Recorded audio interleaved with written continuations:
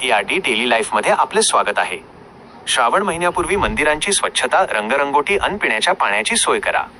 शिवभक्तांचे नगरपंचायत मुख्याधिकारी जगदीश दळवी यांना निवेदन. अर्धापूर. विशेष बातमी.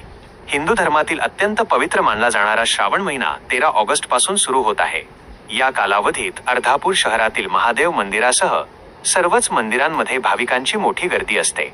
या पार्श्वभूमीवर शहरातील सर्व मंदिरांची स्वच्छता, रंगरंगोटी आणि पिण्याच्या पाण्याची योग्य व्यवस्था करावी अशी मागणी शिवभक्तांनी नगरपंचायतीचे मुख्याधिकारी जगदीश दळवी यांच्याकडे निवेदनाद्वारे सोमवारी 3 ऑगस्ट केली आहे.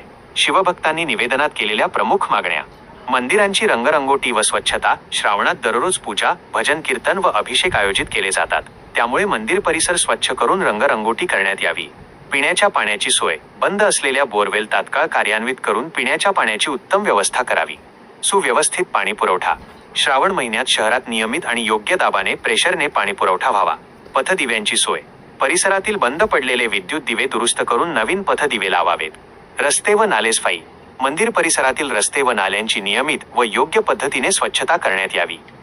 शिवभक्तांचे आवाहन: श्रावण महिना सुरू होण्यापूर्वी ही सर्व कामे पूर्ण करून भाविकांना स्वच्छता, पुरेसा पाणीपुरवठा आणि आवश्यक सुविधा उपलब्ध करून द्याव्यात.